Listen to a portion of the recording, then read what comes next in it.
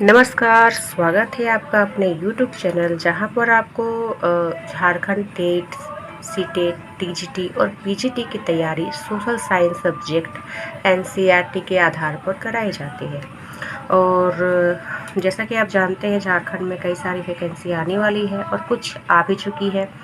और 25 अगस्त से आपके +2 की जो ऑनलाइन फॉर्म है वो फिलअप होने वाला है। आप इसे ज़रूर भरें और अपनी तैयारी को भी मजबूत करें।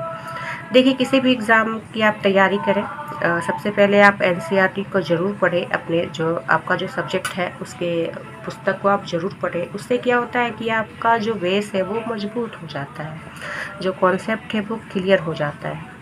और ख़ास तौर से शिक्षक बहाली में तो यही से आपके भर भर के क्वेश्चन आते हैं। तो इसके लिए आप पुस्तक भी खरीद लें तो काफ़ी अच्छा रहेगा और अपने हाथों से ही नोट्स बना लें। और अगर आपने ऐसा नहीं किया है तो आप हमारे चैनल के प्लेलिस्ट में जाकर ज़रूर देखें, क्योंकि मैंने वहाँ पर 6 to 8 के सोशल साइंस को कंप्लीट करा दिया है। और ये जो सेशन है उसमें आपको हिस्ट्री के 6, 7, 8 सभी के हर दिन के 10 क्वेश्चन में कंप्लीट कराऊंगी और इससे आपकी तैयारी मजबूत हो जाएगी। तो चलिए हम आगे बढ़ते हैं। तो ये जो चैप्टर है वो है एनसीईआरटी हिस्ट्री कक्षा 7 का ये तीसरा चैप्टर है, थर्ड चैप्टर है, जिसका नाम है दिल्ली के सुल्तान। और इस चैप्टर पे आज आपका फर्स्ट पार्ट है। इस चैप्टर का फर्स्ट पार्ट है, फर्स्ट वीडियो है। चलिए हम आगे बढ़ते हैं। तो देखिए, सबसे पहले तो मुख्य बिंदु है वो है दिल्ली के सुल्तान है, तो पहला पॉइंट दिल्ली के बारे में ही है। और ये जो शहर है वो 12वीं शताब्दी में बनता है। ये जो दिल्ली शहर है, महत्वपूर्ण शहर, ये 12वीं शताब्दी में बना। और तोमर आप जानते हैं, कह सकते हैं कि 12वीं से 1165 इसका आरंभ होता है।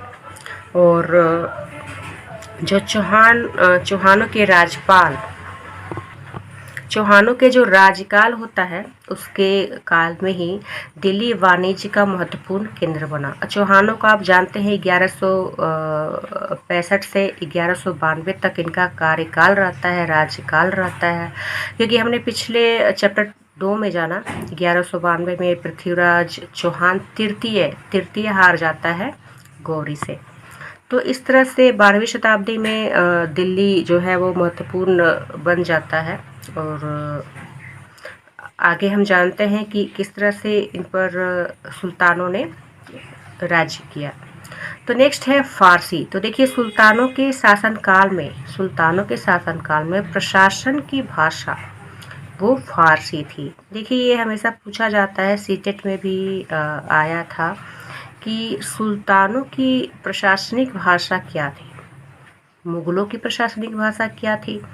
तो यहाँ पर आपको दिया गया है कि जो सुल्तानों के शासनकाल में, सुल्तानों की जो शासनकाल था वहाँ में प्रशासन की भाषा फारसी रहती है।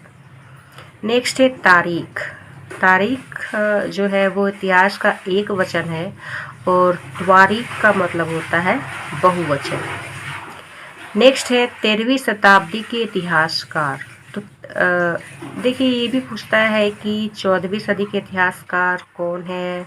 मिनाज सिराज किस सदी के इतिहासकार रहते हैं।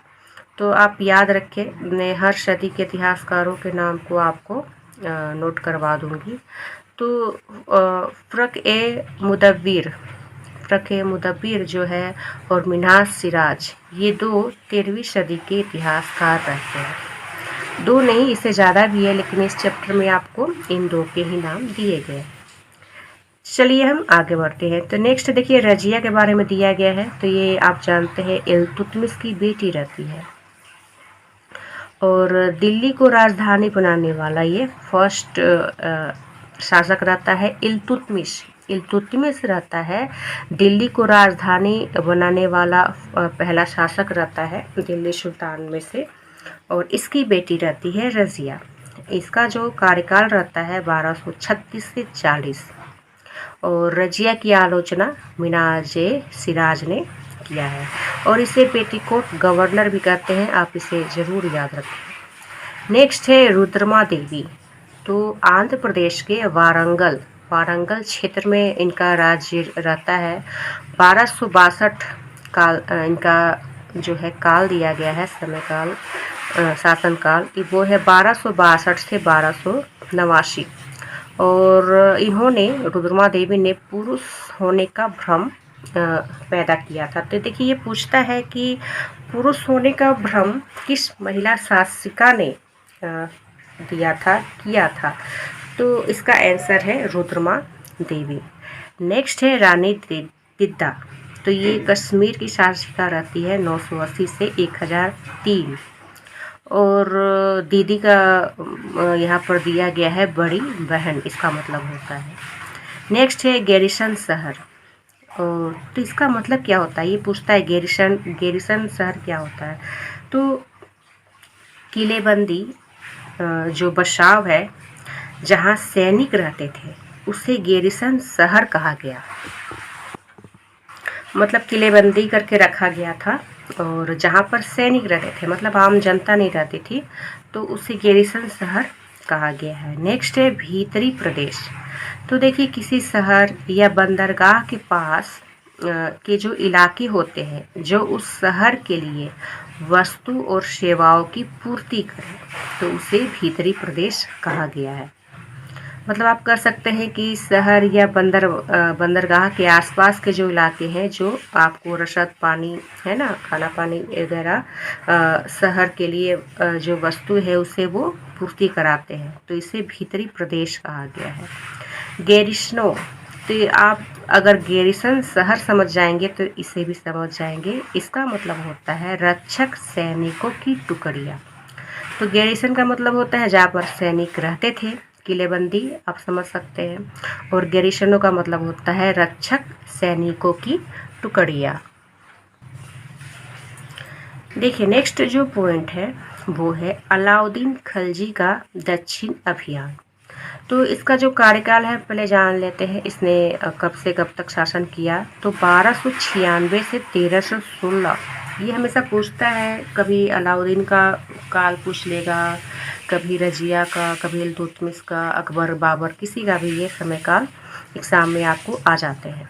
तो इसका जो अलाउद्दीन खिलजी का जो कार्यकाल रहता है, शासन रहता है, वो 1296 से 1316 तक रहता है।